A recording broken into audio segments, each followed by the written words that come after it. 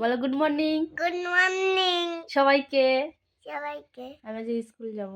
আমি আজকে ভাঙরে সরস্বতী পাঠ ভবনে স্কুল যাব। তাই মাতা সরস্বতী পাঠ ভবনে। এই যে ওকে তুলে ওকে মুখটা ধোয়াইনি, শুধু ব্রাশ করিয়েছি ঠান্ডা জল বলে, তাই তো।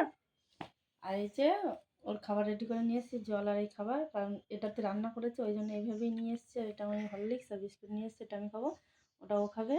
আর এইভাবে নিয়ে এসেছি কারণ আরেকটা পাত্রে ঢাললে সেটাও মাজতে হবে, আর আমার এক্ষুনি সময় অনেক কম, ওই জন্য যেটাতেই ছিল সেটাতেই সেইভাবে নিয়ে এসেছি। আর এই আলু চালের ভাত কিভাবে বানাতে হয়? চাল আলু কেটে আর ওতে চাল দিয়ে ধুয়ে জল দিয়ে বসিয়ে দিলে হয়ে যায় আলু চালের ভাত, বুঝলে? আমাকে দেখিয়ে দেবে কাল সকালে? আচ্ছা দেখিয়ে দাও।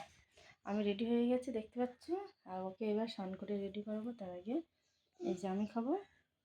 এটা এই ভাতটা চাপা দেওয়া ছিল, ওই জন্য ভাতটা চাপা দেওয়া ছিল বলে এটাতেই আমি হরলিক্স নিয়ে এসেছি। আর তোমরা কেউ কমেন্ট করো না যে ওদের তোমাদের বাড়িতে প্লেট নেই।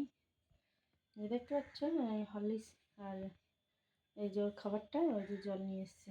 আর এইখানে সব ড্রেস রেডি করা আছে, আমার ব্যাগ রেডি, আর মেয়ের ব্যাগ ওই যে রেডি। সব টিফিন কমপ্লিট। শসা কেটে দিয়েছি আর ডিম দিয়ে ম্যাগি ভেজে দিয়েছি। হ্যাপি আছো? কতটা হ্যাপি? অনেকটা। অনেকটা। তো চলো এবার খাওয়া যাক। খাওয়া তো এ বাবা, খেয়ে দেখো তো।